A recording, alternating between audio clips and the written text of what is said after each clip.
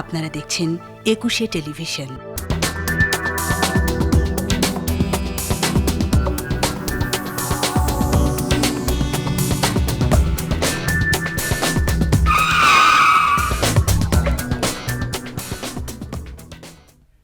সম্মানিত দর্শক, সবাইকে স্বাগত জানাচ্ছি নিটল টাটা ২১ রাতের আজকের আয়োজনে পুরোটা সময় জুড়ে আমি ফেরদৌস আহমেদ থাকবো আপনাদের সাথে।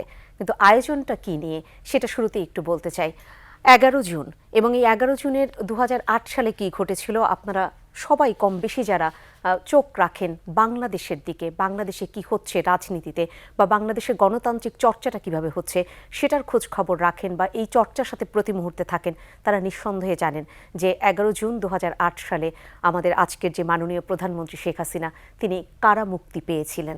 এই কারামুক্তি দিবস হিসেবে এই দিনটাকে আমরা আসলে পালন করি। কিন্তু তার আগের যে প্রেক্ষাপট, যে গণতন্ত্রকেই বন্দী করে ফেলা, শেখ হাসিনাকে বন্দী করা মানে তো শুধু একজন ব্যক্তিকে বন্দী করা নয়, যেন এই দেশ থেকে গণতন্ত্র একেবারেই হারিয়ে যায়, গণতান্ত্রিক চর্চাটা আর অব্যাহত না থাকে, সেই ধারাবাহিকতা নিয়ে কেউ এগিয়ে যেতে না পারে, এদেশের মানুষকে মুক্তির কথা শোনাতে না পারে।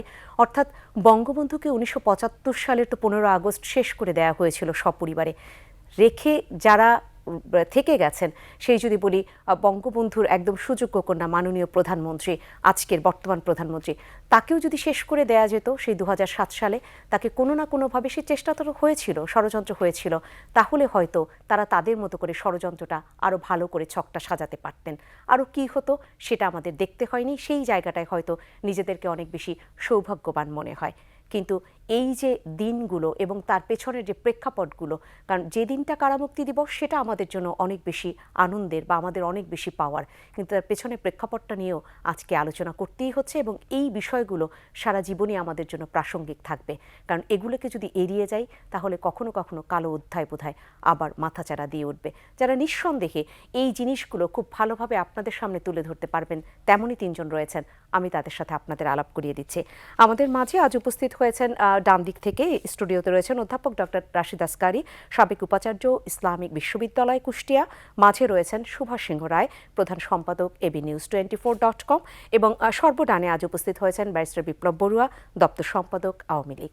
আপনাদের তিনজনকে স্বাগত জানাচ্ছি আজকের এই আয়োজনে। আমি মাঝখান থেকে শুরুটা করতে চাই। সুভাষ সিংহ রায়, আপনি মাঝে বসে আছেন, আপনাকে দিয়ে শুরুটা এভাবেই আমি একটু শুনে নিতে চাই যে আমরা যারা তখনও ছিলাম আর যে প্রজন্ম তখন অনেক ছোট, বোঝার ক্ষমতা হয়নি, তাদের জন্য যদি বলতেন যে গণতন্ত্রকে অবরুদ্ধ করে ফেলাটা কিভাবে হয়েছিল আসলে। আপনাকে অসংখ্য ধন্যবাদ। দুজন বিশিষ্ট আলোচক এই আলোচনায় যুক্ত হয়েছেন, আমি তাদের প্রতি আমার ভালোবাসা ব্যক্ত করছি।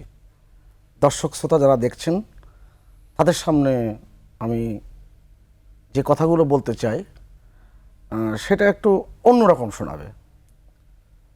আজ থেকে ৪৩ বছর আগে আজকের গণপ্রজাতন্ত্রী বাংলাদেশ সরকারের মাননীয় প্রধানমন্ত্রী বঙ্গবন্ধু কন্যা তিনি দেশে ফিরে এসেছিলেন। অনেক লড়াই, অনেক সংগ্রাম, কেননা তার মাত্র কদিন আগে, হাতে গোনা কদিন আগে, অর্থাৎ ৫ দিন আগে ১১ই মে নিউজউইক পত্রিকা তার সাক্ষাৎকার নিয়েছিল। আপনি ৮১ সালের কথা বলছেন? হ্যাঁ, আমি সেই জায়গা থেকে ফিরে আসছি। তাকে জিজ্ঞেস করা হয়েছিল মাননীয় বঙ্গবন্ধু কন্যাকে যে আপনি এত বিপজ্জনক দেশে যাচ্ছেন কেন? খুব স্পষ্ট উত্তর ছিল, আমি ঝুঁকি জেনেই দেশে আসছি, আমি বঙ্গবন্ধুর কন্যা, বঙ্গবন্ধুর অসমাপ্ত কাজ, সেই কাজের একজন কর্মী হিসেবে আমাকে ফিরতেই হবে এবং মহৎ কাজ করতে গেলে ঝুঁকি নিতেই হয়। আপনি খেয়াল করে দেখুন তখন তার বয়স কতই বা, এবং যাদের বয়স এখন, আমি যে কথাটা জোর দিয়ে বলবার জন্য আমি এইভাবে সূচনা করেছি, যাদের বয়স এখন ৫০ তাদের বোঝার কথা না, কারণ তখন তাদের বয়স ছিল ৭ বছর। যাদের বয়স এখন ৬০ তখন তাদের বয়স ছিল ১৭, তাদের বোঝার কথা। আমাদের বয়স ৬০-এর কাছাকাছি। আপনি খেয়াল করে দেখুন তো, বঙ্গবন্ধু কন্যা তিনি বাঙালি জাতির জন্য লড়াই করেছেন, সংগ্রাম করেছেন, এবং তিনি পুরো ৮০ দশক ৯০ দশক তিনি স্বৈরাচারের বিরুদ্ধে লড়াই করতে যে বাংলাদেশে এ প্রান্ত থেকে এ প্রান্ত গিয়েছেন। আপনি সেই দৃশ্য কথা কি মনে আছে? নিশ্চয়ই আমাদের ভিডিও ফুটেজটা আছে। যেদিন বঙ্গবন্ধু কন্যা কারাগার থেকে বেরিয়ে আসলেন, এবং সবচেয়ে দুর্ভাগ্যজনক যে বিষয়টি, ইয়াজউদ্দিন মঈনুদ্দিন ফখরুদ্দিনের সরকার কাদের সরকার ছিল? এই প্রশ্ন তো অনেকেই করতে পারেন এবং করেনও, কেউ কেউ তো করেনি। এবং সেই সরকার যখন আমাদের ঘাড়ের উপরে চেপে বসলো, এবং সেই সরকার প্রথমেই ইমিডিয়েট ফার্স্ট প্রাইম মিনিস্টারকে গ্রেপ্তার করলো না। আপনার নিশ্চয়ই খেয়াল আছে, জি, বেগম খালেদা জিয়া ছিলেন তার আগের প্রধানমন্ত্রী, এবং কি না করেছে জোট সরকার, বিশেষ করে জামাত বিএনপি সরকার। অথচ গ্রেপ্তার করলো কিন্তু 16ই জুলাই বঙ্গবন্ধু কন্যাকে। এই জুলাই থেকে জুন, 16ই জুলাই থেকে 11ই জুন, এই সময়টার হিসাব করে দেখুন তো, এই সময়টা বঙ্গবন্ধু কন্যার বিরুদ্ধে কত না ষড়যন্ত্র হয়েছে, কত কি না ঘটেছে। নাইকো দুর্নীতি মামলা তার বিরুদ্ধে এনেছে। আবার একটু আবার ফিরে যেয়ে বলি, বেগম খালেদা জিয়াকে কবে গ্রেপ্তার করা হলো? ইমিডিয়েট ফার্স্ট প্রাইম মিনিস্টারকে হাওয়া ভবন, দুর্নীতি, ষড়যন্ত্র, হত্যা, এই সমস্ত কিছুর পরেও তাকে গ্রেপ্তার করা হলো 3রা সেপ্টেম্বর, অর্থাৎ কতদিন পরে। এটা অঙ্কের তারিখ হিসেব করে দেখুন তো। কেন করতে বাধ্য হয়েছিল? জনগণের চাপে, একেবারে জনগণের চাপে। জি, আমি আপনি জানেন যে ঢাকা শহরে 25 লক্ষ মানুষ স্বাক্ষর করেছিল শেখ হাসিনার মুক্তির দাবিতে। জি, অর্থাৎ সেই যে জনগণের নেত্রী, জনগণের লড়াই সংগ্রাম নিয়ে যিনি সারা জীবন কাজ করেছেন, তিনি শুধু জনগণের উপর নির্ভর করেছেন। যে কারণে আজকে যখন এই পুরনো দিনের কথাগুলো সামনে ভেসে আসে না, তখন আমাদের কিছু জ্ঞানী মানুষ আছে। কেন বাংলাদেশে ইয়ার লতিফদের অভাব নাই। কেন ইয়ার লতিফ বলছি? এই নবাব সিরাজউদ্দৌলার পতনের সময় যখন বলা হয়েছিল যে মির্জাফর, উমিচাঁদ, রায় দুর্লভ এরা ছিল বড় শত্রু, এই ভারতবর্ষের শত্রু। ইস্ট ইন্ডিয়া কোম্পানির তারা দালালি করেছে, জি, ব্রিটিশের দালালি করেছে। কিন্তু ওখানে সবচেয়ে গভীরভাবে যে ষড়যন্ত্র যারা করেছে, ওই এলাকা তখনকার সুশীল সমাজের যারা প্রতিনিধিত্ব করেছে, ইয়ার লতিফ তার নেতা ছিলেন। তা আমাদের দেশে ইয়ার লতিফদের তো অভাব নাই, এবং তারা ষড়যন্ত্রের জাল বিস্তার করে কালো মাকড়সার মতন ছড়িয়ে দেয়, এবং এভাবেই কিন্তু বাংলাদেশের রাজনীতিকে স্তব্ধ করতে চায়। এসেও সেই রকমই সুশীল সমাজ শব্দটা আবারও আরো বেশি অনেকবার সামনে আসে। সামনে চলে এসেছে এবং আমাদেরকে শুনতে হয়েছে। আমি আবারও শুনবো নিঃসন্দেহে, ধাপে ধাপে আপনাদেরকেই তো শুনবার জন্যই আজকে এখানে আমন্ত্রণ জানানো। আমি একটু অধ্যাপক ডক্টর রাশেদ আসকারী, আপনাকে এই জায়গাটা থেকে শুনতে চাই। 3রা সেপ্টেম্বর, মানে তার আগে, মানে যিনি ছিলেন 2006-এ যিনি শেষ করলেন, সেই যে মানে প্রধানমন্ত্রী তখনকার, তাকে গ্রেফতার করা হলো 3রা সেপ্টেম্বর। এই গ্রেফতারটা নিয়ে অনেক ধরনের আলোচনা রয়েছে, কিন্তু আমি একটু এখানে জানতে চাই যে তাকে গ্রেফতার করাটা কতটা একদম গ্রেফতার করবে এরকম উদ্দেশ্য ছিল, নাকি কতটা বাধ্য হয়ে গ্রেফতার করা হয়েছিল? ফেরদৌসী, আপনাকে অসংখ্য ধন্যবাদ। আজকে দুজন বিদগ্ধ আলোচক রয়েছেন আমার সঙ্গে, জনাব সুভাষ সিংহ রায় এবং বিপ্লব বড়ুয়া। নিজেকে আমি কৃতার্থ মনে করছি। And you have asked me the right most question. দাদা কিছুটা ইঙ্গিত কিন্তু দিয়েছেন ওইখানে, যে 2001 থেকে 2006 পর্যন্ত যে নৈরাজ্য, দুর্নীতি, হঠকারিতা, ধর্ষণ, খুন, রাজনৈতিক প্রতিহিংসা চরিতার্থকরণ, এই চিত্রের পর এবং ক্ষমতা কুক্ষিগত করে রাখা, তার ধারাবাহিকতা করবার জন্য নির্লজ্জ বহিঃপ্রকাশ, যেটা সেইটা আমরা জানি যে যিনি তখন ইয়াজউদ্দিন রাষ্ট্রপতি ছিলেন, এটা অনেক সময় লাগবে ব্যাখ্যা করতে, বাট তিনি তত্ত্বাবধায়কের প্রধান হয়ে গেলেন। তারপর দেশে এটার প্রতিবাদে যে গণজোয়ার তৈরি হলো, সেই গণজোয়ারের প্রেক্ষাপটে কিন্তু তখন একটা মানে এটাকে আমি বলি যে পলিটিসাইজড একটা টেকনোক্র্যাট, আর্মি ব্যাকড একটা ইন্টারিম গভর্নমেন্ট আসলো, যেটা এসে তাৎক্ষণিক একটা ঝলক তৈরি করলো। তাদের পেছনে যে নীলনকশা ছিল সেটা বোঝা গেল যখন তারা জননেত্রী শেখ হাসিনাকে অ্যারেস্ট করলেন। আরে অ্যারেস্ট করা উচিত তো যারা অব্যবহিত আগের ছিলেন, যাদের কারণে এটা সৃষ্টি হয়েছে, কিন্তু জননেত্রী শেখ হাসিনাকে অ্যারেস্ট করলেন। যদিও সাধারণে বলা হয় যেটা একটা -2 থিওরি, বাট আমি মনে করি যে এটা -2 থিওরি নয়, কেননা একটা আই ওয়াশের দরকার ছিল। তাদের টার্গেট হচ্ছে জননেত্রী শেখ হাসিনা, খালেদা জিয়া নয়। এখন আই ওয়াশের জন্য খালেদা জিয়াকে নিয়ে আসলেন, এই খালেদা জিয়াকে বন্দি করা হলো।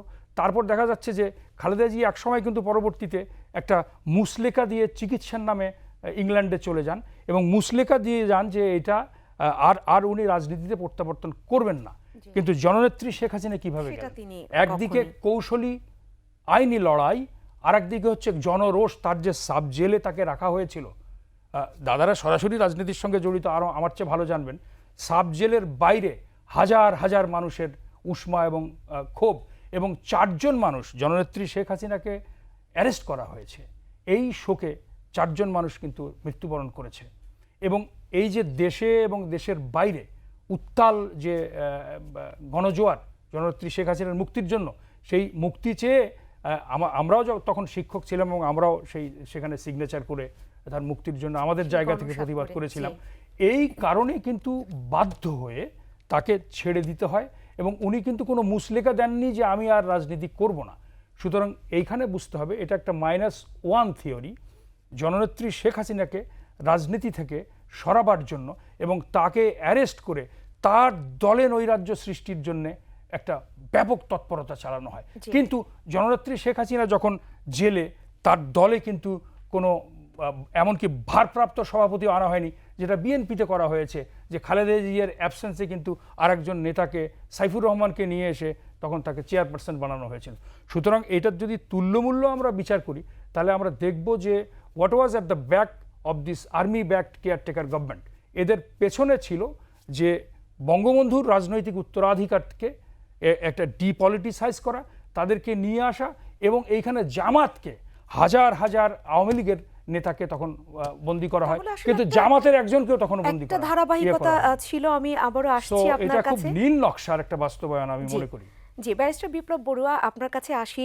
ধারাবাহিকতা এক ধরনের খুঁজে আমরাও পাই, যা আমরা যারা অনেক বেশি মানে এই বিষয়গুলো অনেক বেশি আমাদের কাছে বোধগম্য নয়, তারপরও মনে হয় যে 2004 সালে একদম নিশ্চিহ্ন করে দেবার একটা চেষ্টা, আর 75 তো ছিলই, সেটার পরে আমি এই 2004 থেকে শুরু করি। এরপর আবার এসে সেই বিমানবন্দর থেকে তাকে কোনোভাবেই ওখানেই মেরে ফেলা হবে হুমকি ছিল, আমেরিকা থেকেই আসতে দেয়া হবে না। এই যে টোটাল ব্যাপারটা, তাহলে ষড়যন্ত্রের নীল নকশাটা আসলে কতটা বেশি পৃষ্ঠা ব্যবহার করা হয়েছিল? ধন্যবাদ। এখানে দুজন আলোচক আছেন, অধ্যাপক রাশিদ আসকারী এবং আমার শ্রদ্ধেয় সুভাষ সিংহ রায়।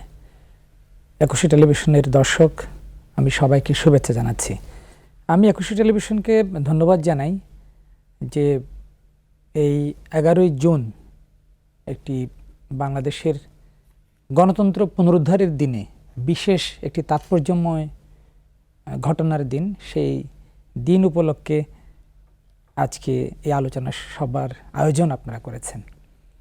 দেখেন, যে কোনো ঘটনা আমাদেরকে একটি বিচ্ছিন্ন দিবস কিংবা ওই দিনের ঘটনা প্রবাহ যদি আমরা শুধু বিশ্লেষণ করি, পুরো পলিটিক্যাল কনটেক্সট, ওই সময়ের রাজনৈতিক পটভূমি কী ছিল এবং কোন প্রেক্ষিতে বঙ্গবন্ধু শেখ হাসিনাকে গ্রেপ্তার করা হয়েছিল, কারা গ্রেপ্তার করেছে, তাদের রাজনৈতিক উদ্দেশ্য কী ছিল এবং তিনি কিভাবে মুক্তি পেলেন, তাহলে পুরো ঘটনাটা বুঝতে সুবিধা হয়। বিশেষ করে আজকাল অনেক দিবসের যে আপনার আয়োজন হয়, এইসব দিবসের আড়ালে আমাদের বাঙালি জাতির সংগ্রামের যে বিশেষ ঘটনা প্রবাহ রয়েছে, সেগুলো কিন্তু ওভাবে আলোচনায় আসে না, আমাদের বিস্মৃতির অতলে হারিয়ে যায়। বঙ্গবন্ধু শেখ হাসিনা 2007 সালের 11ই জুন, প্রায় 331 দিন, প্রায় 11 মাস তিনি কারাগারে থেকে তিনি মুক্ত হয়েছিলেন। তিনি 2008-এর 11ই জুন, 2007-এর তিনি তাকে গ্রেপ্তার করা হয় 16 জুলাই, এবং তিনি দীর্ঘ সময় কারাগারে ছিলেন। বঙ্গবন্ধু শেখ হাসিনা এর আগেও কিন্তু কারাগারে ছিলেন। বিশেষ করে আমাদের শ্রদ্ধেয় সুভাষ সিংহ রায়, তিনি যে রাজনৈতিক পরিস্থিতিতে বাংলাদেশে ফিরে এসেছিলেন 1981 সালের 17ই মে, পরবর্তীতে 1983, 84, 85 এবং 87তেও তাকে একাধিকবার গৃহবন্দী করা হয়। এমনকি স্বৈরাচারী এরশাদ সরকার বঙ্গবন্ধু শেখ হাসিনাকে তুলে নিয়ে গিয়ে অজ্ঞাত স্থানে তাকে বন্দি করে রাখা হয়েছিল। আমি এই গল্প এবং কিভাবে নিষ্ঠুরভাবে বঙ্গবন্ধুকন্যা শেখ হাসিনাকে একটি বিশেষ ভবনে নিয়ে গিয়ে ক্যান্টনমেন্টে কিভাবে তাকে মানসিকভাবে নিপীড়ন নির্যাতন করা হয়েছিল, এই গল্প আমি নিজেও শুনেছি, যেহেতু তার সাথে আমরা কাজ করি। আপনারা দেখেন যে আপনি যে প্রশ্নটি করছেন যে বাংলাদেশ স্বাধীনতা অর্জন করেছে বঙ্গবন্ধু জাতির পিতা শেখ মুজিবুর রহমানের নেতৃত্বে, এবং আমরা জাতির পিতাকে বাংলাদেশে হারিয়েছি। স্বাধীন বাংলাদেশে জাতির পিতার সপরিবারে, জাতির পিতার পরিবারের সবাইকে নির্মমভাবে হত্যা করা হয়েছে, এবং বঙ্গবন্ধুকন্যা শেখ হাসিনার উপর প্রায় 19 বার তার জীবন নাশের চেষ্টা হয়েছে।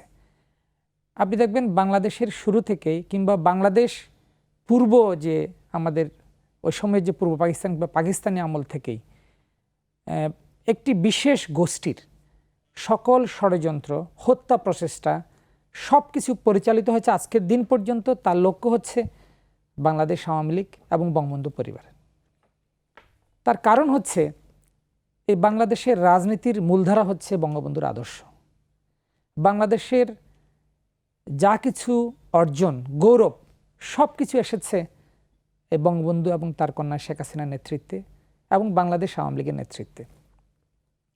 ওই দিনের যে ঘটনা, তার যে কারা মুক্তি কিংবা কারাবন্দী, সুভাষ সিংহ রায় বলছিলেন যে 2001 সাল থেকে 2006 সাল পর্যন্ত বিএনপি জামাত জোট সরকার রাষ্ট্রীয় ক্ষমতায় ছিল, এবং তারা রাষ্ট্রীয় ক্ষমতায় থেকে অনেক অপকর্ম করেছেন। তার মধ্যে বিশেষ করে 2-3টি অপকর্ম, একটি হচ্ছে বঙ্গবন্ধুর রাজনৈতিক আদর্শকে সমূলে বিনাশ করা।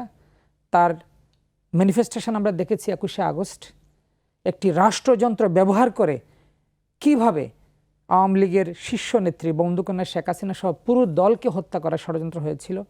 আরেকটি হচ্ছে সীমাহীন দুর্নীতি পর্বর 5 বার বিশ্ব চ্যাম্পিয়ন। আরেকটি হচ্ছে উগ্র সাম্প্রদায়িকতাকে উস্কে দেয়া। এই ঘটনাগুলো কিন্তু একেবারে আন্তর্জাতিক বিভিন্ন গণমাধ্যমে একাধিকবার শিরোনাম হয়েছে। এই যে সমস্ত জেলায় সিরিজ বোমা হামলা, বাংলা ভাইয়ের উত্থান এবং আইনের শাসনের অভাব, অপারেশন ক্লিন হার্ট বলেন কিংবা সংখ্যালঘু সম্প্রদায়ের উপর রাষ্ট্রীয় মদতে নিপীড়ন নির্যাতন, মোটা দাগে যদি বলে এই ধরনের ঘটনার কারণে মানুষ স্বাভাবিকভাবে ক্ষুব্ধ ছিল, আন্তর্জাতিক মহল স্বাভাবিকভাবে ক্ষুব্ধ ছিল। কিন্তু ওই সময় ক্ষমতা কুক্ষিগত করে রাখার জন্য বিএনপি সরকার, যে কেয়ারটেকার গভর্নমেন্ট নিয়ে কথাটি হচ্ছে, এই কেয়ারটেকার গভর্নমেন্টের জন্য সংবিধানের 58 অনুচ্ছেদে যে বিশেষ বিধান সংযুক্ত করা হয়েছিল সকল দলের সম্মতিতে, এই বিএনপি সরকার 2006 সালে নিজেদের ক্ষমতা কুক্ষিগত করে রাখার জন্য কেয়ারটেকার ব্যবস্থাকে দলীয়করণ করে, কেয়ারটেকার ব্যবস্থাকে তাদের পকেটে তারা নিয়ে নেয়। কীভাবে? ইয়াজউদ্দিন ছিলেন রাষ্ট্রপতি এবং কেয়ারটেকার সরকারের বিধান অনুযায়ী ইয়াজউদ্দিন কোনোভাবেই তত্ত্বাবধায়ক সরকারের প্রধান হতে পারতেন না, এবং এটি ছিল তত্ত্বাবধায়ক সরকারের অনেকগুলো শর্ত পূরণ করার পরে সর্বশেষ অপশন ছিল হচ্ছে রাষ্ট্রপতিকে করার। ওই সময় একাধিক ব্যক্তি আইন অনুযায়ী উপযুক্ত থাকার পরেও ইয়াজউদ্দিনকে কেয়ারটেকার গভর্নমেন্টের প্রধান করে সম্ভবত 19 অক্টোবর 2006 সালে এই কেয়ারটেকার ব্যবস্থাকে ধ্বংস করে দেয়, এবং এই দলীয় সরকার, কেয়ারটেকার সরকারকে দলীয় সরকারে পরিণত করে দলীয় সরকারের অধীনে ক্ষমতা কুক্ষিগত করে রাখার জন্য সম্ভবত 22শে জানুয়ারি 2007 সালে এক প্রহসনের নির্বাচনের আয়োজন করে, এবং পরবর্তীতে জনরোষের কারণে জনগণের চাপের মুখে নথি স্বীকার করে তৎকালীন বিএনপি সরকার, ইয়াজউদ্দিনের সরকার, খালেদা জিয়া ক্ষমতা না থাকলেও মূলত হাওয়া ভবনই ওই রাষ্ট্রের পরিচালনাকারী ছিল, ওই সময় তারা এই নির্বাচন বাতিল করতে বাধ্য হয়। এবং ওই সময় 2টি টিম ছিল। একটি টিম হচ্ছে কেয়ারটেকার গভর্নমেন্টকে দলীয়করণ করে যারা রাষ্ট্র ক্ষমতা পরিচালনা করছিল বিএনপির, আর একটা বিএনপির বি টিম ছিল যারা হচ্ছে এটি দীর্ঘদিনের একটি ষড়যন্ত্র ছিল, যে বিরাজনীতিকরণের ষড়যন্ত্র। বিরাজনীতিকরণ হচ্ছে শেখ হাসিনাকে, আওয়ামী লীগকে ক্ষমতার বাইরে রাখা। বিরাজনীতিকরণের এই ষড়যন্ত্র আগেও ছিল, এখনও কিন্তু বিভিন্ন মহল থেকে ইনিয়ে বিনিয়ে এই ষড়যন্ত্রের পক্ষে বিভিন্ন ধরনের যুক্তি প্রদর্শন করা হয়, এবং ওই সময় ১/১১ ঘটনা আমরা জানি এবং জরুরি অবস্থা ঘোষণা করা হয় এবং ফখরুদ্দিন এবং ওই সময় ডক্টর ইউনূসের কাছেও তারা প্রস্তাব নিয়ে গিয়েছিল এবং ওই সময় গণমাধ্যমে সংবাদ ছিল যে ডক্টর ইউনূস স্বল্প সময়ের জন্য রাষ্ট্রের দায়িত্ব নিতে চান না, তিনি দীর্ঘ সময়ের জন্য চেয়েছিলেন। এই কারণে ডক্টর ইউনূসকে বাদ দিয়ে পরবর্তীতে ফখরুদ্দিন তখন এই কেয়ারটেকার সরকারের প্রধান হয় এবং এই কেয়ারটেকার সরকারও অতীত সরকারগুলোর পদাঙ্ক অনুসরণ করে একইভাবে তারা বঙ্গবন্ধু শেখ হাসিনার বিরুদ্ধে 6টি মামলা দায়ের করে।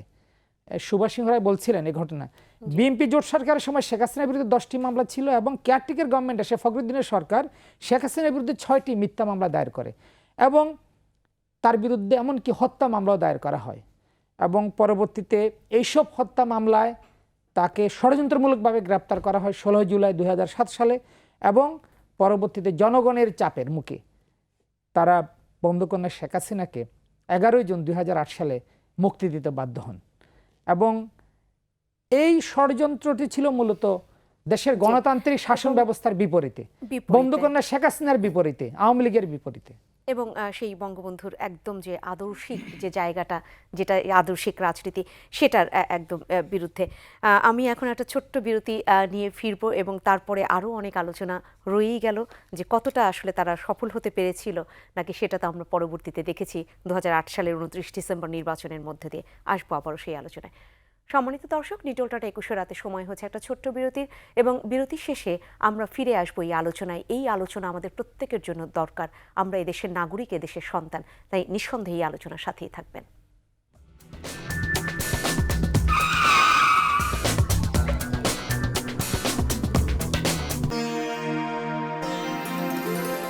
আবারও ফিরে এলাম নিটোলটাটা 21 রাতের আজকের আয়োজনে। আজ আমরা যে বিষয়টি নিয়ে আলোচনা করছি সেটা হচ্ছে আমাদের আজকের প্রধানমন্ত্রী, মাননীয় প্রধানমন্ত্রী শেখ হাসিনার যে কারামুক্তি দিবস। আমি 2008 সালের কথা বলছি, 2008 সালের সেই 11 জুনের কথা। কিন্তু শুধুই কি কারামুক্তি দিবস এটি? আমরা যদি একটু এর তাৎপর্য বিশ্লেষণ করতে যাই তাহলে হয়তো আরও অনেক কিছু খুঁজে পাবো। এটাই হয়তো গণতন্ত্রের মুক্ত দিবস বলা যেতে পারে, কারণ গণতান্ত্রিক চর্চাটাই হয়তো হতো না সেদিন যদি তাকে মুক্ত করা না হতো, বা সেই মুক্ত করার পেছনেও তো রয়েছে যে জনসাধারণ চেয়েছিল, জনগণই যে বড় শক্তি সেটি কিন্তু প্রতীয়মান হয়েছিল সেদিন, কারণ সেই চাপে পড়েই তাকে মুক্তি দেওয়া হয়েছিল।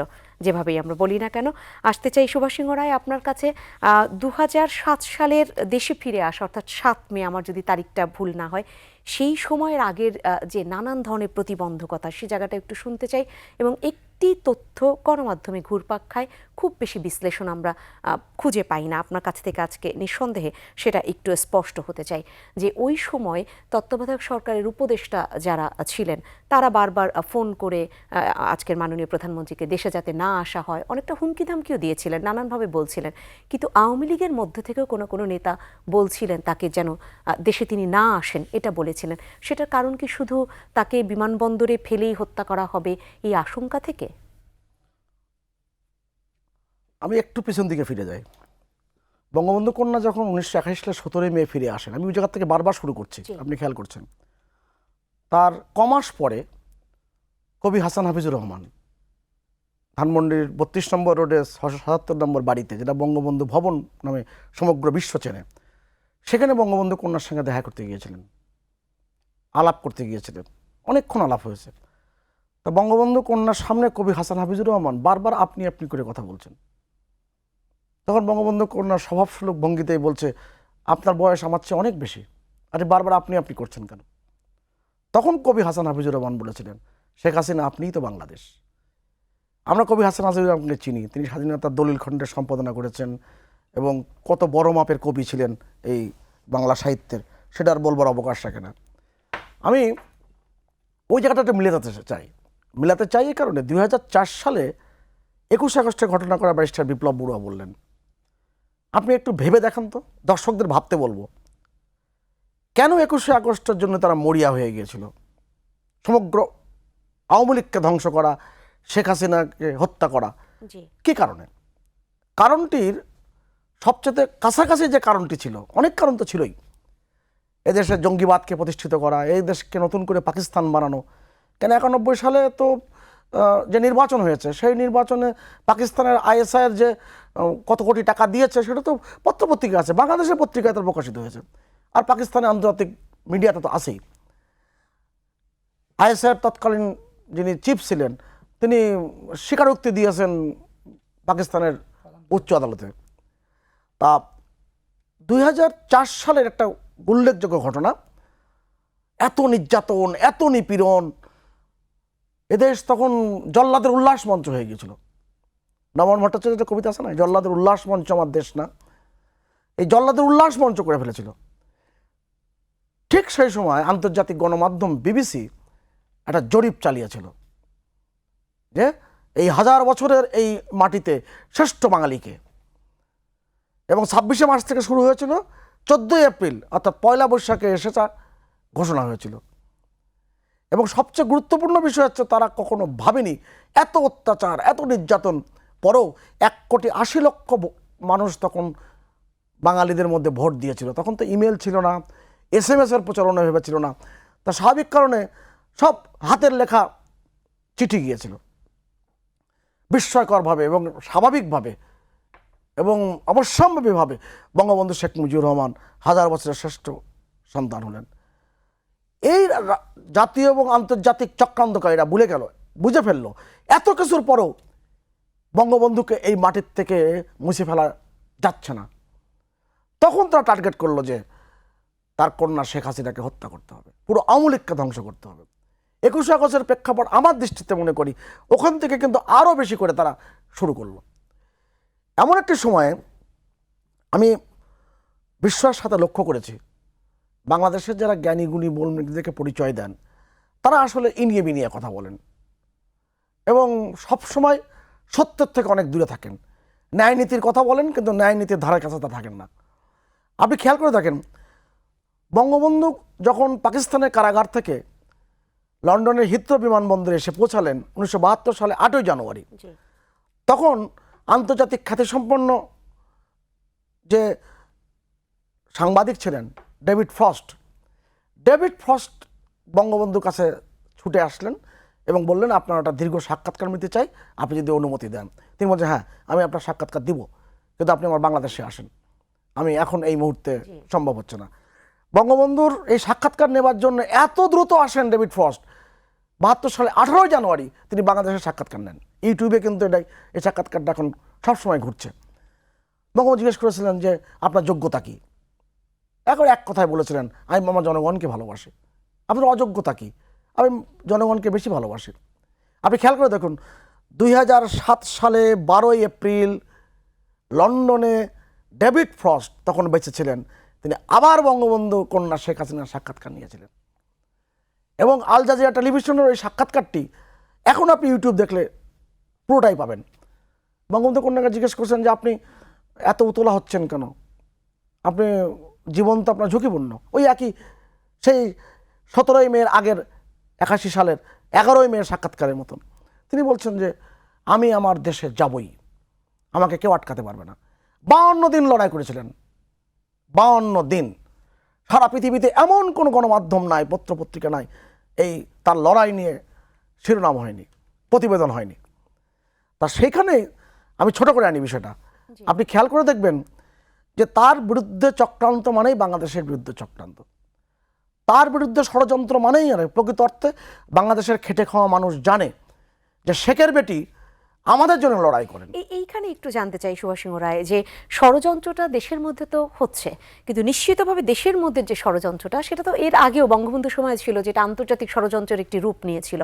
সেদিন এই সময়টাতে এসে বোর্ডিং পাস দিবে না, সেটা মার্কিন যুক্তরাষ্ট্র 3 ঘন্টা এয়ারপোর্টে আটকে রাখা, লন্ডনে আসার পর সেখানে তাকে বোর্ডিং পাস দেয়া হবে না। তাহলে ষড়যন্ত্রটা তখনকার সময়ও, সেই 2007 সালের কথা বলছি, যে কতটা আন্তর্জাতিক রূপ নিয়েছিল, এটা যদি একটু ছোট্ট করে বলেন। না, এটা তো সারা পৃথিবীতে ব্যাপী এই ষড়যন্ত্রের খেলা সবসময় ঘটছে, সবসময় ঘটছে। এবং যারা লড়াই সংগ্রামে করে থাকেন এবং যারা জনগণের নেতা, বঙ্গবন্ধু বলেছিলেন না জোট নিরপেক্ষ সম্মেলনে যে আমার অবস্থা চিলের আলেনদের মতো হয় তবু আমি সাম্রাজ্যবাদের কাছে মাথা নত করব না। বঙ্গবন্ধু কন্যা তার বাবার মতো কখনোই তিনি মাথা নত করেননি, এবং মাথা নত করেননি বলেই বঙ্গবন্ধু কন্যার বিরুদ্ধে এমন একটি মামলা সাজানো হয়েছিল 2007 সালে, এই ইয়াজউদ্দিন মঈনুদ্দিন ফখরুদ্দিন সরকার ডাইকো দুর্নীতি মামলা। কি ভয়ঙ্কর কথা! শেখ হাসিনা যখন 96 থেকে 2001-এ প্রধানমন্ত্রী, তখন নাইকোর সাথে কোনো সরকারের চুক্তি হয়নি, চুক্তি হয়েছে খালেদা জিয়ার সময়। অতএব এখনকার মানুষগুলো অনেকে আছেন যারা একটু সুশীল ভাব আছে, চেষ্টা করেন একটু কেতাদুরস্ত হয়ে থাকবার জন্য, তারা কিন্তু এই কথা বলেন, হ্যাঁ 2 নেত্রীর বিরুদ্ধে মামলা হয়েছে, 2 নেত্রীর বিরুদ্ধে মামলা হয়েছে, 2 নেত্রী, 1 নেত্রীর মামলা সব উড়ে গেল, আর 1 নেত্রীর মামলা সব খালাস হয়ে গেল। এবং আবারও সেই আমি সুশীল- এই কারণে বলছি, সুশীল সমাজ, জি। কবি নির্মলেন্দু গুণ একবার বঙ্গবন্ধু কন্যার জন্মদিন উপলক্ষে একটা কাব্যগ্রন্থ প্রকাশ করেছিলেন, এবং সেটা খুব বিখ্যাত একটি কাব্যগ্রন্থ, পথে পথে পাথর। এবং তার এক প্রথম কবিতায় হচ্ছে পথে পথে পাথর। সেই কবিতায় তিনি লিখছেন, শেখ হাসিনা আপনার বেদনা আমি জানি, আপনি বঙ্গবন্ধুর স্বপ্নের সিঁড়িতে পা দিয়েছেন মাত্র, পাড়ি দিতে হবে দুর্গমগিরি কান্তার মরুপথ, আপনার পথে পথে পাথর সরানো। 2007 সালে সাবজেলে যেদিন জন্মদিন বঙ্গবন্ধু কন্যার, সেদিন তিনি সাবজেলে গিয়েছিলেন গেটে। সাংবাদিকরা জিজ্ঞেস করছেন যে আপনি লিখেছিলেন পথে পথে পাথর, এখন কি দেখছেন? বলে আমার কিছুটা ভুল হয়েছিল, তার পথে পথে গ্রেনেড ছড়ানো ছিল। তা সেই যে আমি তার যে ফিরে আসা, তার ফিরে আসা মানে বাংলাদেশ ফিরে আসা। 21 সালের 17ই মে তার ফিরে আসা মানে বাংলাদেশ ফিরে আসা। 52 দিন লড়াই সংগ্রাম করে তার যে তিনি বাংলাদেশে ফিরে এসেছিলেন, জি। তিনি জানতেন যে কোনো সময় তিনি গ্রেপ্তার হবেন, তিনি জানতেন তার জীবনের ঝুঁকি আছে, তাকে যে কোনো সময় মেরে ফেলা হবে।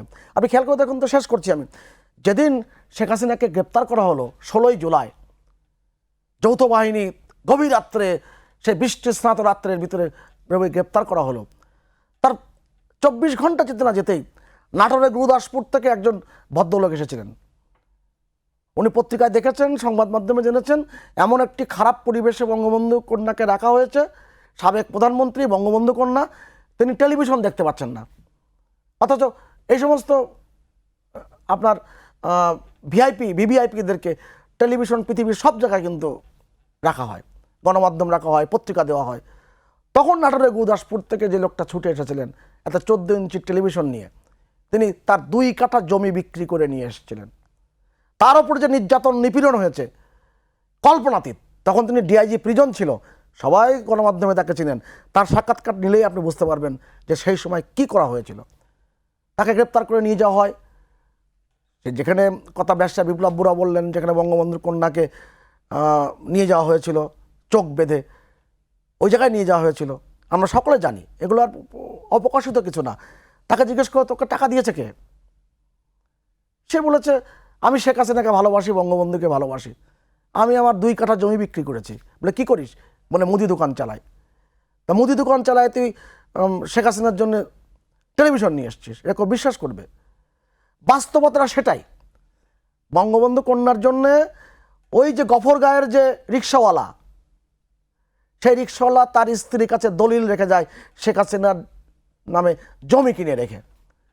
তা এইটাই কিন্তু বাংলাদেশের ইতিহাস, এবং লড়াইয়ের ইতিহাস, সেই এটাই শেখ হাসিনার ইতিহাস। ভালোবাসার প্রতিফলনগুলো আসলে যে কতটা শক্তি যোগায় সেটা পরবর্তীতে আমরাও দেখেছি এদেশের সন্তান হিসেবে। এবং কারামুক্তি দিবস শুধু নয়, গণতন্ত্রের যে মুক্ত দিবস, সেই দিবসগুলো এই কারণেই অনেক বেশি আলোচনার দাবিদার।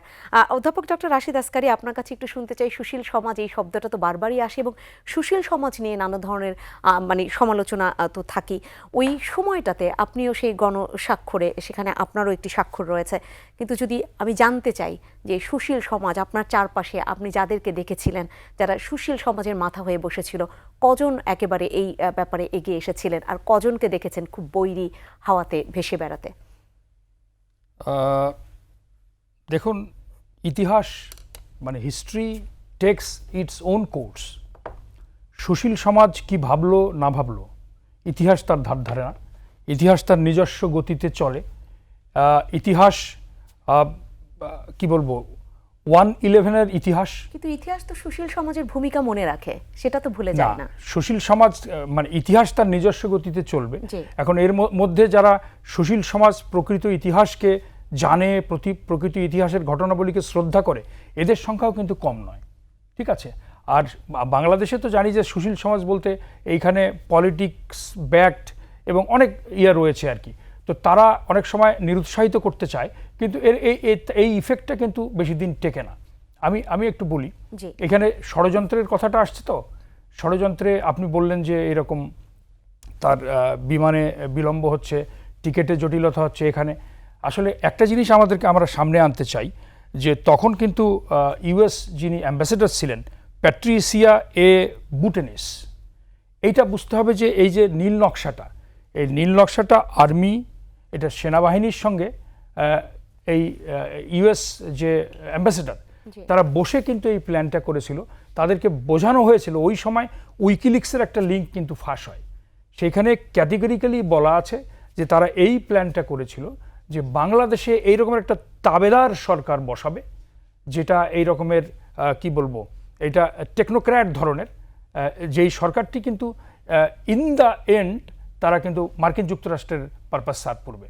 তো এই কারণে তারা কিন্তু নানাভাবে চেয়েছে যে বঙ্গবন্ধু বিশেষ করে 2007 সালের 11 জানুয়ারি যখন তারা আসে, মে মাসে যাতে বঙ্গবন্ধু কন্যা দেশে ফিরতে না পারে, এই জন্য এই প্রতিবন্ধকতাগুলো তারা সৃষ্টি করেছিল। কিন্তু সকল প্রতিবন্ধকতা অগ্রাহ্য করে বঙ্গবন্ধু কন্যা চলে এসেছেন। 1 2 নম্বর হচ্ছে এই যে জেলখানার যে ইতিহাসটা, এটা কিন্তু আমি পজিটিভলি দেখি, কেননা পুড়ে পুড়ে সোনা কাঁটি হয়। এই জেলখানার যে প্রায় 11 মাস বঙ্গবন্ধু কন্যা ছিলেন, এই জেলখানা সেই বঙ্গবন্ধু যেভাবে জেলে ছিলেন, এইখানে যে বাংলাদেশে উনি জেলে ছিলেন যে বিশেষ ব্যবস্থা করা হয়েছে রাজনৈতিক বন্দী হিসেবে, তা নয়। সেখানে নানা রকমের সংকট ছিল, স্যাঁতস্যাঁতে পরিবেশ, তারপরে নোংরা বিছানার চাদর, তারপরে খাবার হচ্ছে মামুলি খাবার যেটাতে পেটের অসুখ হতো, উনি অসুস্থ হয়ে পড়েছিলেন। আপনি খাঁটি সোনা হওয়ার কথা বললেন, তো যেহেতু শেষের দিকে চলে এসেছি, ছোট ছোট করে একটু জেনে নেই, কারণ আমাদের দর্শকদের জানাবার জন্য এই আয়োজন। সেই জায়গাটায় 1996 সালে শেখ হাসিনা যখন প্রধানমন্ত্রী হন এবং পরবর্তীতে আবার 2009 সালে, তারপর তো টানা তিনি রয়েছেন, আমরা পেয়েছি তাকে, কিন্তু সে পার্থক্য কতটা খুঁজে পান, মানে সেই যে সোনা হবার কথাটা আপনি বললেন। জননেত্রী শেখ হাসিনা কিন্তু কম জেল খাটেননি। 83 সালে জেল খেটেছেন, 85 সালে জেল খেটেছেন, 90 সালে জেল খেটেছেন, এবং তারপরে এই 2007 সালে। তো সুতরাং খাঁটি হওয়ার ব্যাপারটা এই যে এইখানে তার একটা অনুধ্যানের অধ্যায় আমি মনে করি। অত্যন্ত নীরবে নিভৃত, কিন্তু সাহস হারাননি। জাতির পিতা যখন 25শে মার্চ কালোরাত্রিতে অ্যারেস্ট হওয়ার আগে একটা চিঠি লিখে গেলেন, স্বাধীনতা ঘোষণা করে গেলেন, এবং বাংলাদেশের লোককে তার অনুপস্থিতিতে তারা যেন এগিয়ে যেতে পারে, সেরকম নির্দেশনা কিন্তু পিতা পুত্রীর মধ্যে যোগ সাজসগুলো এরকম কিন্তু এক জননেত্রী শেখ হাসিনাও একটা চিঠি লিখে গিয়েছিলেন যে, এবং শুধু তাই নয়, ওই দিন কিন্তু যখন তাকে অ্যারেস্ট করার জন্য এসেছে, বুঝলেন, তখন কিন্তু যে আইন উপদেষ্টা ছিল ব্যারিস্টার মইনুল হোসেন, তাকে কিন্তু ফোনে বলেছিলেন যে মইনুল সাহেব, কাজটা কি আপনি ঠিক করলেন? কোন আইনের কোন ধারায় আপনি কোন অপরাধে আমাকে নিয়ে যাচ্ছেন? যে একজন জনৈক আজম চৌধুরী একটা কি বলে চাঁদাবাজির মামলা করলো, যেটা অবিশ্বাস্য, সেটা কিন্তু ডিসেম্বরের নির্বাচনের আগেই সেই নাকে খত দিয়ে আজম চৌধুরী বলেছে যেটা একটা ভুল বোঝাবুঝির সৃষ্টি, যে এখানে আমি জননেত্রী শেখ হাসিনাকে ইনক্লুড করতে চাইনি বা করিনি, ইত্যাদি ব্যাপারগুলো পরে কিন্তু এটা দাঁত ভাঙা জবাব দিয়েছে। বিশেষ করে পরবর্তীতে 29 ডিসেম্বর 2008-এর যে নির্বাচনে জননেত্রী শেখ হাসিনার নেতৃত্বে আওয়ামী লীগ যে ভূমিধস বিজয় অর্জন করে, এটাই কিন্তু এই যে ষড়যন্ত্র 1/11-এর এই ষড়যন্ত্রের কিন্তু দাঁত ভাঙা জবাব আমি মনে করি। নির্বাচনের ফলটাই, যদি নির্বাচনের জনগণ কিভাবে নিয়েছে, তাকে অ্যারেস্ট করা, তাকে কারাগারে রাখা, তার বিরুদ্ধে নির্যাতন করা, এর জবাবটা কিন্তু জনগণ দিয়েছে সেই নির্বাচনে ভোটের মাধ্যমে।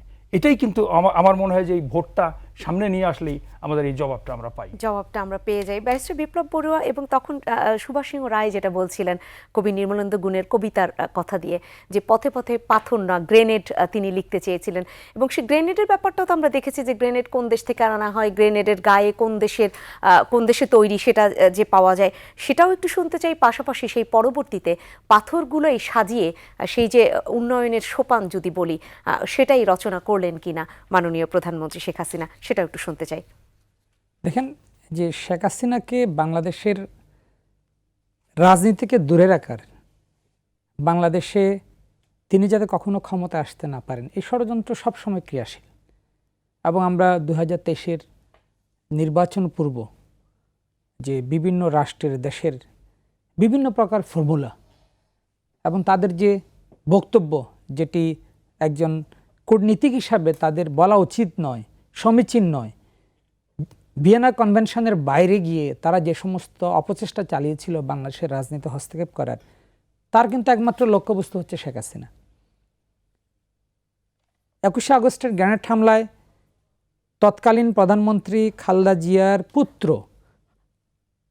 তারেক জিয়ারকে নিয়েই তো বিদেশি গোয়েন্দা সংস্থা, বিদেশি জঙ্গি বাহিনীর প্রধান, বাংলাদেশের গোয়েন্দা সংস্থা, বঙ্গবন্ধুর খুনিরা, এরা তো বৈঠক করছে হাওয়া ভবনে, দুইবার বৈঠক করেছে। তার রিপোর্ট তো ডেইলি স্টারে ছাপা হয়েছে। এবং কারা গ্রেনেড সাপ্লাই দিয়েছিল, জার্জেস গ্রেনেড, যেটি শুধুমাত্র যুদ্ধক্ষেত্রে ব্যবহার করা হয়, এই গ্রেনেড তো সাধারণ যারা সন্ত্রাসী তাদের তো নাগালে থাকার কথা নয়। এ কথাগুলো আদালতে 21শে আগস্ট গ্রেনেড হামলার বিচারকালীন সময়ে এসেছে এবং বিভিন্ন গণমাধ্যমের ইনভেস্টিগেটিভ জার্নালিজমের মাধ্যমে এই তথ্যগুলো প্রকাশিত হয়েছে। আমি যে কথাটি আবার ফিরে যেতে চাই, বঙ্গবন্ধু শেখ হাসিনা 21শে আগস্ট গ্রেনেড হামলায় আহত হয়েছিলেন। তার শ্রবণ শক্তি হ্রাস পেয়েছিল এবং তার চোখে তিনি আঘাতপ্রাপ্ত হয়েছিলেন। তার চিকিৎসা নিতে তিনি গিয়েছিলেন হচ্ছে মার্কিন যুক্তরাষ্ট্রে। ওই সময় তাকে তিনি যাতে দেশে প্রবেশ করতে না পারেন তার জন্য অপচেষ্টা হয়েছিল। ওই সময় আমি লন্ডনে ছিলাম, আমি ছাত্র ছিলাম সেখানে। আমি দেখেছি 22শে এপ্রিল, সেটা হচ্ছে 2007 সাল, এটা ছিল রবিবার, সানডে। ওদিন লন্ডনে যে একটা ম্যারাথন হয়, অ্যানুয়াল ম্যারাথন, খুব এটা পৃথিবীর সবাই যায় সেখানে, অনেক মানুষ পার্টিসিপেট করে। ওদিন ছিল ম্যারাথনের দিন। সেদিন লন্ডনের যোগাযোগ ব্যবস্থা খুব থাকে হচ্ছে লিমিটেড, সীমাবদ্ধ। সেখানে টিউব চলে না, বাস চলে না, কারণ ওরা অনেক রাস্তা ডাইভার্ট করে দেয়। কারণ এই স্বাভাবিক যান চলাচল, গণপরিবহন চলাচল খুব সীমিত থাকে। ওই অবস্থায় হাজার হাজার প্রবাসী বাঙালি হিথ্রো বিমানবন্দরে এসেছিলেন কি হচ্ছে দেখার জন্য, বঙ্গবন্ধু কন্যার সাথে থাকার জন্য। সেদিন সিভিল এভিয়েশন অথরিটি, যাদের কোনো ম্যান্ডেট নেই এই ধরনের আদেশ দেয়ার, তারা একটি আদেশ দিয়েছিলেন যে বিমানে শেখ হাসিনা থাকবেন সেই বিমান বাংলাদেশে নামতে দেওয়া হবে না। এবং ব্রিটিশ এয়ারওয়েজ বঙ্গবন্ধু কন্যা শেখ হাসিনাকে বাংলাদেশে ক্যারি করে আনতে অস্বীকৃতি জানায়। এবং শুধু তাই নয়, একদিকে তৎকালীন এই যে তথাকথিত 11 সরকার শেখ হাসিনাকে দেশে ফিরতে বাধা দেয় অন্যায়ভাবে, বেআইনিভাবে। একই সাথে বাংলাদেশের তাদের যে আদালত, সে আদালত একটা আদেশ করেছিল 28শে মের মধ্যে যদি শেখ হাসিনা যদি বাংলাদেশে না ফিরেন তাহলে তার সকল সম্পত্তি, জাতির পিতার কন্যার সকল সম্পত্তি বাজেয়াপ্ত করা হবে। একদিকে তাকে আসতে দিচ্ছে না, আরেকদিকে বলা হচ্ছে তিনি যদি আদালতে হাজির হতে না পারেন তাহলে তার সকল সম্পত্তি বাজেয়াপ্ত করা হবে। ওই ধরনের ষড়যন্ত্র করা হয়েছিল এবং পরবর্তী তিনি গ্রেপ্তার হয়েছিলেন এবং বেআইনিভাবে গ্রেপ্তার করা হয়েছিল। 2000 আইনশৃঙ্খলা বাহিনীর সদস্য দিয়ে সুধা সদন, তার যে ব্যক্তিগত বাসভবন, সেটি ঘেরাও করা হয়েছিল। ফজরের নামাজের সময় তিনি নামাজ পড়েছিলেন এবং 7:30টার দিকে তাকে টেনে হিস্ট্রে নিয়ে যাওয়া হয় পুরান ঢাকার আদালতে। আদালতের কার্য শুরু করার একটি সুনির্দিষ্ট সময় থাকে। ওই সময়ের 2 ঘন্টা পূর্বে সেখানে তথাকথিত একটি আদালত বসিয়ে, বেআইনিভাবে আদালত বসিয়ে বঙ্গবন্ধু কন্যা শেখ হাসিনাকে সাব জেলে পাঠিয়ে দেওয়া হয়। বঙ্গবন্ধু কন্যা সেই সাব জেলে গিয়েও কিন্তু গণমানুষের মুক্তির কথা কিন্তু তিনি ভুলেন নাই। তিনি চমৎকার একটি বই লিখেছেন যে সবুজ মাঠ পেরিয়ে। এবং এই সবুজ মাঠ পেরিয়ে আমি দর্শকদের অনুরোধ জানাবো তারা যাতে বইটি পড়েন, কারণ ওই কারাগারে থেকেও তার মনে প্রাণে তার পিতার আদর্শ এবং বাংলাদেশের মেহনতি মানুষের মুক্তির জন্য কি করা যায় তিনি একথা একাধিকবার বক্তব্যে বলেছেন। তিনি যে 2008-এ ভূমিধস বিজয়ে যে ম্যানিফেস্টো, নির্বাচনী ইশতেহার বাংলাদেশের জনগণের সামনে দিয়েছিলেন, যে দিন বদলের সনদ, এই দিন বদলের সনদের প্রতিটি কাজ বাংলাদেশে কোন কোন সেক্টরে কি নীতি গ্রহণ করা দরকার, এবং তিনি যদি জনগণের ভোটে বাংলাদেশের ক্ষমতায় আসেন তাহলে জনগণকে কি সেবা দিবেন, সমস্ত পরিকল্পনা তিনি কারাগারে বসে করেছিলেন। আলোচনায় শেষের দিকে চলে এসেছি, যদিও এই ধরনের আলোচনা আসলে অনেক বেশি প্রলম্বিত করবার সুযোগ না থাকলেও সেটাই আমাদের অনেক বেশি জরুরি করা দরকার, না হলে আমরা আলোচনাগুলো হয়তো আংশিক থেকে যায়। সুভাষ সিংহ রায় শেষ যেহেতু করতে হবে, সেক্ষেত্রে বিশ্ববিদ্যালয়ে, একটি প্রাইভেট বিশ্ববিদ্যালয়ে প্রশ্ন করা হয়েছিল যে মোটা দাগে কোনো উত্তর না দেবার জন্য শিক্ষার্থীদের বলা হয়েছিল যে সেদিন যদি শেখ হাসিনা দেশে ফিরতে না পারতেন, 2007 সালের কথা বলা হতো, তাহলে পরবর্তীতে কি হতো না, আমাদের ভালো হয়েছে কিন্তু হতো না তিনি না আসলে, এরকম কি? শিক্ষার্থীরা কেউ বলেছিল যুদ্ধাপরাধীদের বিচার হতো না, কেউ বলেছিল বঙ্গবন্ধু হত্যার বিচার হতো না। আপনার কি মনে হয় যদি মোটা দাগে না বলেন কি হতো না? আপনি উত্তর দিয়ে দিয়েছেন। এবং এটা শিক্ষার্থীরা আমি দিয়েছে। জি। আমি আজকের যে বাংলাদেশ, সেই বাংলাদেশ তো আমরা ছাত্র থাকা অবস্থায় কল্পনাও করিনি, সত্যি বলছি কল্পনা করিনি। আমি যখন বিশ্ববিদ্যালয়ের প্রথম বর্ষের ছাত্র, যেহেতু খুব ভালো লেখালেখি করতাম, একটা রচনা প্রতিযোগিতা হয়েছিল। আমি একটু ছোট্ট করে শুনবো, কারণ আমি ছোট করে বাকি বলছি। শুনবো। জি। সেই রচনা প্রতিযোগিতার শিরোনামটি ছিল, আমাদের বিষয় দিয়ে দেওয়া হয়েছিল, যদি বঙ্গবন্ধু দেশে না ফিরতেন, যদি স্বদেশ প্রত্যাবর্তন না হতো। তা সেই রচনা প্রতিযোগিতায় আমি প্রথম হয়েছিলাম, এবং সেখানে যা যা ঘটেছিল, যা যা লিখেছিলাম, ওই কথাগুলোই শুধু বঙ্গবন্ধুর জায়গায় যদি শেখ হাসিনার শব্দটি প্রতিস্থাপন করা হয়, একই বিষয়। কারণ দুইজন একই পথে চলেছেন, বঙ্গবন্ধুর অসমাপ্ত কাজ সমাপ্ত করবার জন্য এগিয়েছেন। বঙ্গবন্ধু কন্যা যদি দেশে না ফিরতেন, বাংলাদেশে আজকের যে সারা বাংলাদেশ আলোয় আলোয় ভরে গেছে, কেউ কখনো ভেবেছিলেন? বাংলাদেশের যে আজকে অগ্রযাত্রা, আপনার 21শে টেলিভিশনের এই ভবনের পাশ দিয়ে যখন উন্নত বিশ্বের মতো মেট্রো রেল যখন চলে যায়, তখন এই শব্দ আমাদের হৃদয়কে যেভাবে কাঁপুনি দিয়ে করে, হৃদয়ের মধ্যে সুখ দুঃখ গ্রাহক যন্ত্রে আমার কথাগুলো বলে আনে, আমার উন্নয়নের কথা বলে আনে, কখনো কি এটা ঘটতো? কখনো ঘটতো না। শেখ হাসিনা দেশে না ফিরলে, আপনি একটু আগে বললেন শিক্ষার্থীদের কথাটাই, যে বঙ্গবন্ধু হত্যাকাণ্ডের বিচার আমরা ছাত্র জীবনে ভাবি নাই মানে আমরা কল্পনা করি নাই। স্লোগান দিয়েছি, লড়াই করেছি, মৃত্যুর মুখোমুখি কখনো হয়েছি, কিন্তু ভাবি নাই যেটা সম্পন্ন হবে। কিন্তু একটা জিনিস ভেবেছি, ওই যে কবি হাসান হাফিজুর রহমানের কথা, শেখ হাসিনা আপনিই তো বাংলাদেশ, তিনি যখন নেতৃত্বে আছেন নিশ্চয়ই আমরা সফল হব, এইটা অন্তত ভেবেছি। বাংলাদেশের মানুষ যে যে দল করেন করুক না কেন, সাধারণ মানুষ, খেটে খাওয়া মানুষ, তারা কিন্তু বিশ্বাস করেন শেখ হাসিনা মানেই বাংলাদেশ। সঠিক নেতৃত্ব থাকলে সফলতা পিছু নিবি, ব্যাপারটা অনেকটা এরকম। আমি অধ্যাপক ডক্টর রাশিদ আসকারী আর কোনো প্রশ্ন রাখতে চাই না, যেহেতু আলোচনা শেষ করব। জি। জাস্ট একজন বিখ্যাত ইতিহাসবিদ এবং লেখক দার্শনিক টমাস কার্লাইলের একটা বিখ্যাত উক্তি আমি প্রায়শই করি, এটা, the history of the world is the biography of great man. এই যদি আমরা থিওরি অ্যাপ্লাই করি, the history of Bangladesh is the biography of Bangabandhu Sheikh Mujibur Rahman. The history of Bangladesh is the biography of জননেত্রী Sheikh Hasina and similar others. আমি মনে করি যে আমাদের স্বাধীনতার অনিবার্য অবিসংবাদিত পুরুষ বঙ্গবন্ধু শেখ মুজিবুর রহমান, বাংলাদেশের গণতন্ত্র পুনরুদ্ধার এবং উন্নয়নের অবিসংবাদিত নেত্রী হচ্ছে জননেত্রী শেখ হাসিনা। আজকের এই ক্ষণে তাদের প্রতি রইল আমার বিনম্র শ্রদ্ধা। আমি একটু আপনার অনুমতি নিয়ে সময় একেবারেই একটি বাক্য আমি করি।